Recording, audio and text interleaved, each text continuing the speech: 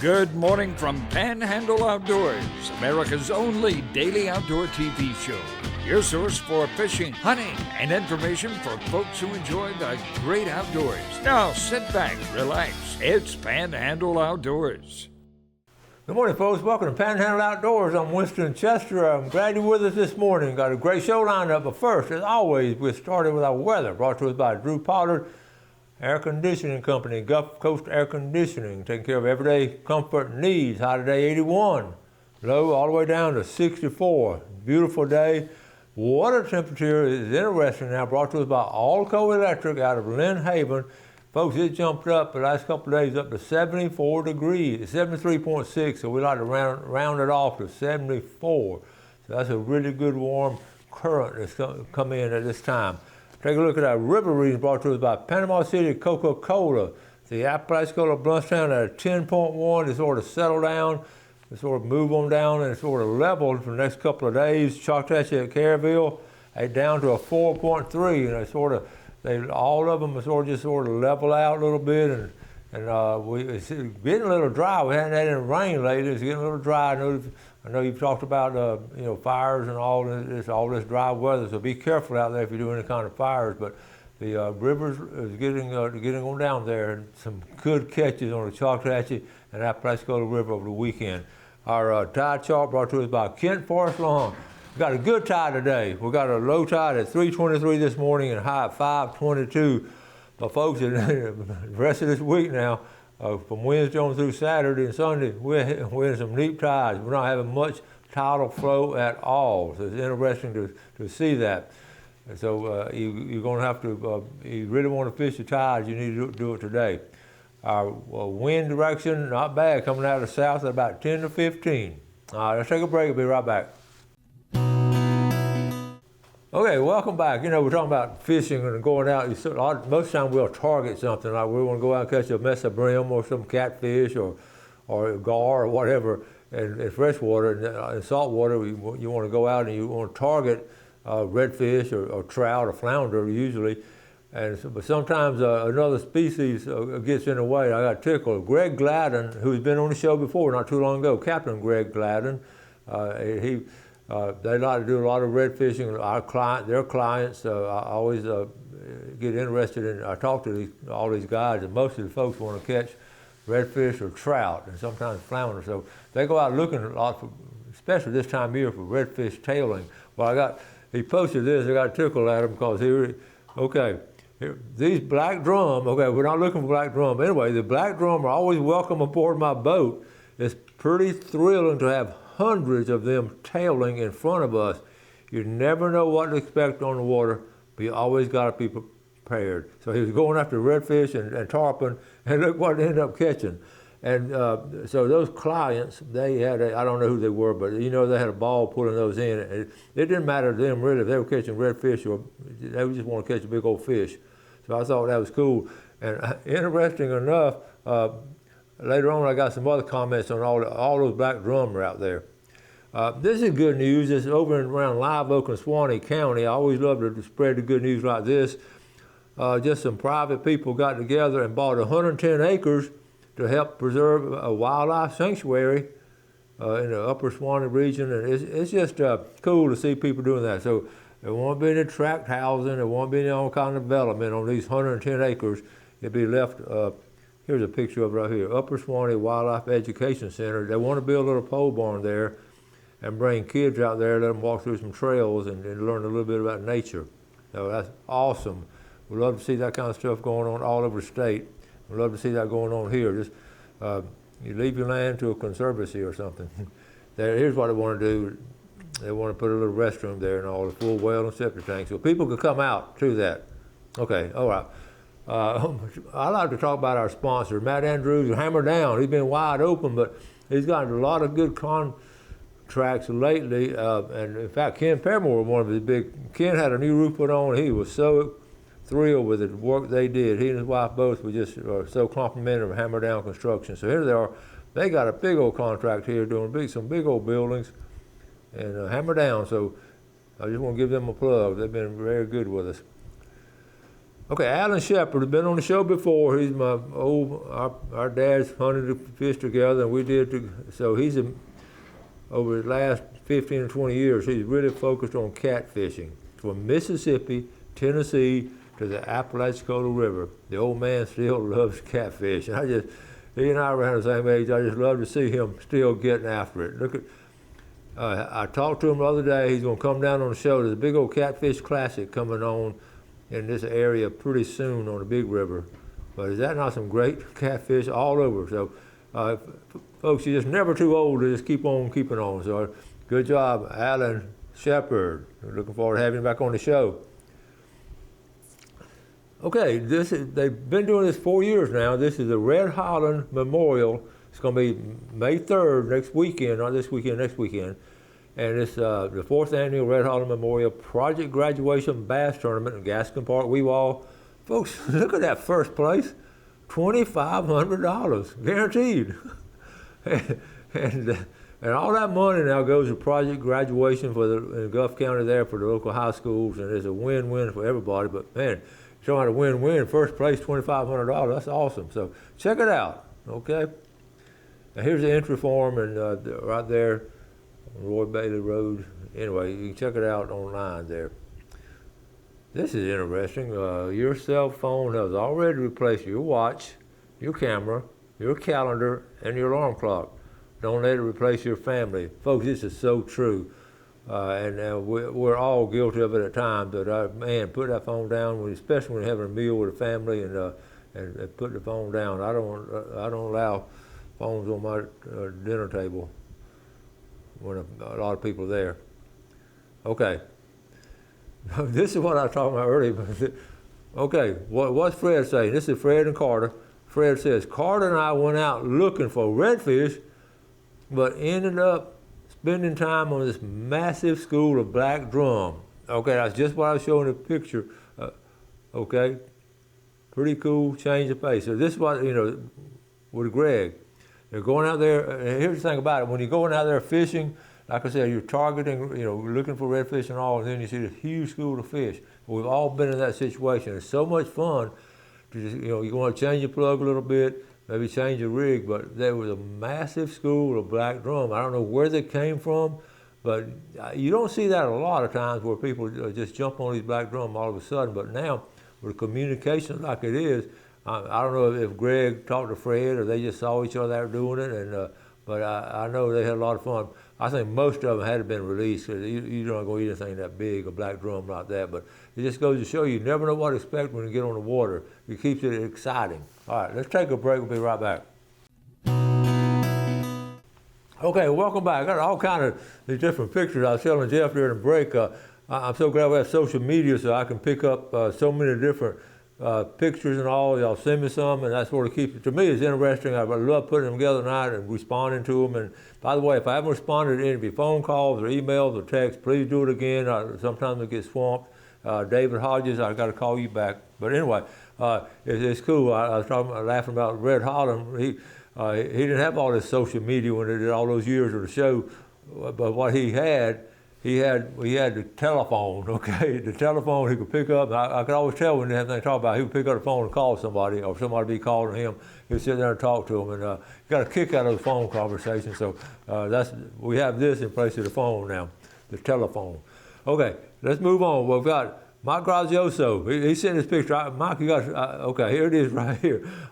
This is a funny story, but he didn't include the story. So Mike, I know you watch it up there in Youngstown. Y'all send me the picture story of the picture, okay? That's funny. Now this is, this next one, I started reading this the other night. I'm gonna show you, this is an old fishing guy down in the Florida Keys, okay? They did an oral history on him in 1967, they wrote an oral history, but what happened, he was a guide way back in the day. He took President Herbert Hoover, okay, 1948. So what I read, I'm not going to read you the whole thing, but of course, presidents, there's some presidents always love to fish and hunt. And like President Bush, he would go down to the Keys and fish, and And the last 2 or 3 or maybe 4 presidents hadn't fished much. That might be what's wrong with our country now. They hadn't had a fisherman in the White House. But anyway, they used to, Teddy Roosevelt, a lot of big outdoorsmen were presidents and all. So they, but you think sometimes this guy, I read a story, so this guy was sort of really put off because he's in his old fishing guide outfit, and here's the president come up, he's got he's all dressed up and fishing, and he didn't like it. He didn't like that at first. But once he got to know Hoover, he was crazy about it. He just really, and this was sort of standoffish guide. He just wanted a business approach. But he said Hoover was a fine fisherman. I want to read the last 4 lines. The last 4 lines was this. Okay, right here. Go down to the bottom. Last 5 lines. Look at the quote right there. And he's talking about, okay, once Hoover hooked them, they were caught. Hoover also had a knack for landing double headers, which is 2 fish on separate hooks on 1 line. Arbery bragged that Hoover once caught 9 bonefish on 5 casts using this technique, a feat he'd never seen matched. So that, and here's a guy right here. So I thought that was cool. And the thing about it, he had fishermen all the time. He never had somebody catch. As the president of the United States caught 9 of them on 5 casts. So that was cool. I'd love to have that on video. Moving along, modern day now, James Weslowski, his little son catching some black snapper. The Weslowski family, a couple of generations of good fishermen there. Oh, this is a special story to me, okay? Here's Addison Grace Kane with Steve Kane. Steve Kane and I graduated from Quincy High School together way back in the day. Okay, so Addison graduated from Liberty County High School. I think she's a student now at FSU. But this is on the old family farm. This is down in Liberty County. And I want to show you, here's a blow-up picture. It's a beautiful girl, and what a great turkey. Now, boyfriend, Nate Carpenter, who his dad, Matt Carpenter, played ball with my nephew, Matthew Chester. Small world in it. But I love this picture. But how about those shoes right there? You think that might have been the key to it? But that's a nice color. Nate Carpenter called this turkey up for her. It's really cool. And that's old Steve and his granddaughter Addison and their little dog there. So what a great closing weekend of turkey season over there in Liberty County. Good job, Addison. Got to get you to come on the show, and you can wear those shoes right there. Love it. All right. Good family. Okay, right here. This is, I want to show you this. Okay. Okay, here we go. Let me get. I'm gonna tell this story later. Okay, I'll come back to this. This is Janice Lucas. Happy birthday, Daddy. This is her late dad. Janice Lucas is the city commissioner now. Her dad, he lived from 2027 to 1992. And I put a story of him in the book because he ran the fish market down in St. Andrew, and he was the go-to guy for the fishermen and the customer as far as running a fish market. And everybody, I didn't get an interview, Bobby, and he talked about, everybody talked about what a great guy he was. He was fair, hardworking, and you just count on him to buy you fish. And you go there, and when you bought fish from him, it was fresh. Here's a picture of him here, but he had some big old fish brought in. So, Janice, thank you, and I know how much you loved your dad. Thank you for posting that. I had a good story on him in the book. Okay, they had a tournament down there at St. Joe this past weekend, a Pompano Classic. I didn't know much about it, but I know Michelle Barrett Swift. She caught a big old redfish in the surf. She's out there Pompano fishing and caught a big redfish. But isn't that beautiful out there? Beautiful sand, and a lot of people surf fishing now. I thought I used to be the only one doing it. This was talking about this yesterday. This was a boating accident, not the one that killed the 3 people. This is one north up there in North Carolina, and this happened on the same day, April 16th. Both accidents happened. But anyway, this guy faces charges for a boat crash, and they're going to charge him.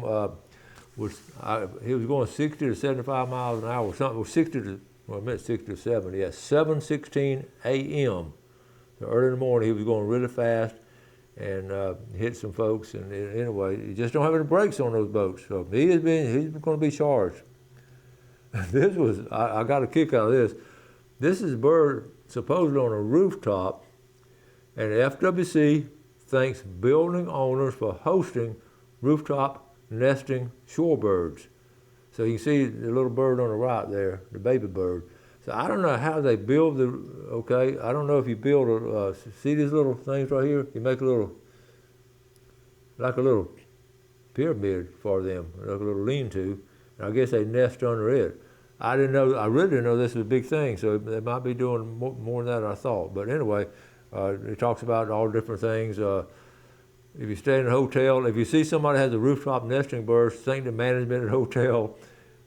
Anyway, stay 300 feet from nesting birds, keep pets at home when going to, wait a minute, keep pets at home when going to the beach. Well, you can take your dog on a leash. I think it's okay. You have my permission to take your dog on a beach, but keep him on a leash. And put up your trash, and anyway, so that's interesting. Okay, I was showing this to Ashley, my granddaughter, Sunday at Easter. This is interesting. I normally don't give you all a lot of sayings on philosophy, but laziness kills ambition, anger kills wisdom, fear kills dreams, ego kills growth, jealousy kills peace, doubt kills confidence. Now, read that from right to left. Stop and look at that. Read it from right to left, and all those things in the right is what you want to thrive on to kill all the things on the left. That's very interesting. If I was teaching school, that'd be one of the first things I talk about in class today. Would be part of your philosophy. That was really good. So I hope you enjoyed that. We're going to take a quick break. We'll be right back. Okay, welcome back. Let's take a quick look at our fishing game time today, brought to us by Blue Water Outriggers in Port St. Joe. Looking at 7:17 to 9:17 this morning, and 7:42 to 9:42 tonight. Now, I just want to, I've said this all along, the last part of April and the month of May, just super fishing weather because of the different water temperatures and all, especially surf fishing. So, and the bass fishing is good. Everything is so good right now. So you got to, if you're like me, you just make time to go. But I'm going to tell you, we're getting at the peak of the season for the next 4, 5, 6 weeks. If you get a chance to go, certainly to go and to catch some fish and send some pictures. And nothing like eating some fresh fish that you just caught. I was showing this picture a while ago. Tom Martin has been a loyal viewer since we started the show.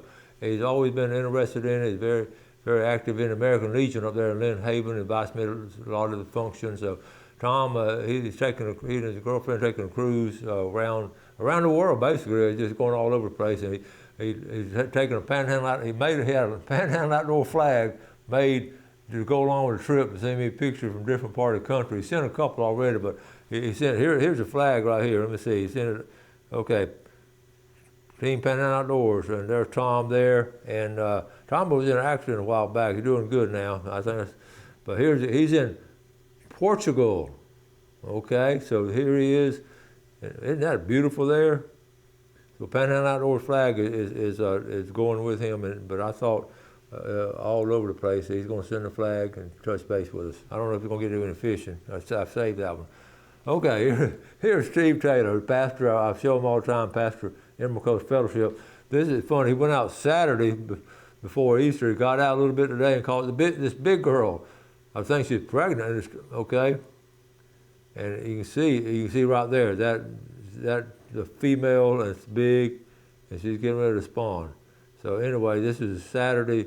He got ready for a sermon on Friday, and then at Easter, of course, a huge day for pastors and so many people. So he relaxed on Saturday morning, caught a big old fish. Good job. Oh, David Rich down there in Weewall, Rich's IGA, caught a nice big old red grouper. That's a nice one, David. David's a good fisherman when he gets to go. This was interesting here. I don't know much about it, but this is going to be down in Douglas Landing. It's called the Southern Tide Chasers. I just picked this up. I didn't know nobody was talking about it. Bass and Panfish Showdown, May 3rd, Douglas Landing in Weewall. And here they got some big sponsors, and 100% buy-in pays out plus sponsorship cash. So don't know a lot about it, but he called Eric, that bottom number, Eric, that number 451-8057.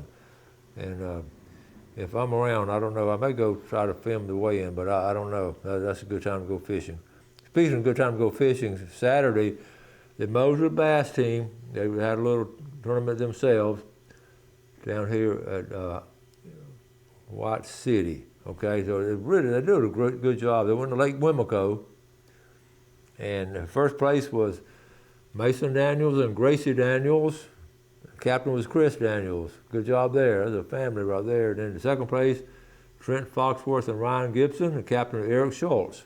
They're just a well-organized bass fishing club. Third place, Matthew Buckley, Joe Munty, Captain Justin Leake. Justin took some boys fishing. And then the big fish was Mason Daniels, 3.81.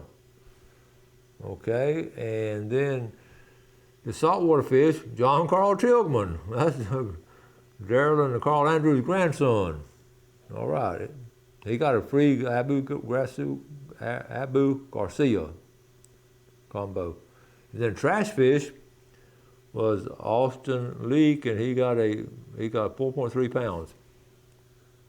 All right, so good job there. Good tournament.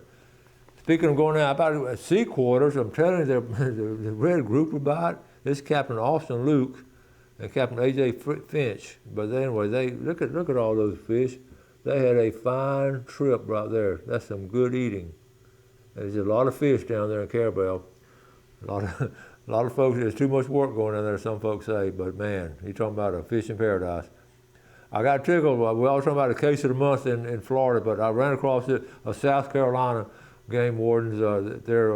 Anyway, this hunter admitted in the middle, he killed an illegal jake. Now, jake is a juvenile, that's a young turkey, but it sort of made me sick what had happened. The guy went out and he killed 2 of them, and he just cut the breast out in the lower right-hand corner in a plastic bag, but he got busted. All he did, I was just killing for the sake of killing, and a young turkey just to cut the breast out. What a waste. So they did charge him. I'm glad.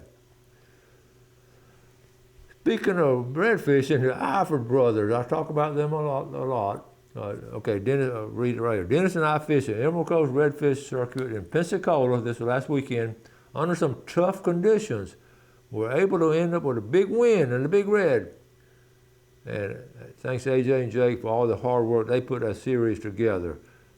So, okay, the Eifert brothers, Kevin and Dennis, and here's a big old fish they're holding. They got first place. Guess who got second place? They beat Fred and Carter Myers. They got second place right there. But that's the Emerald Coast over Pensacola. I got tickled because that's 2 local teams winning in Pensacola. I've run out of time. We've got a lot more to talk about. But man, didn't we cover a lot of good stuff in the outdoors going on. Be back tomorrow. Got some special guests coming in pretty soon. So y'all do something good for someone today. Enjoy the outdoors. Take care of it. And God bless. Thanks for watching America's only daily outdoor TV show, Panhandle Outdoors with Winston Chester, featuring hunting, fishing, and other activities and information to help you enjoy the great outdoors. Join us next time for Panhandle Outdoors.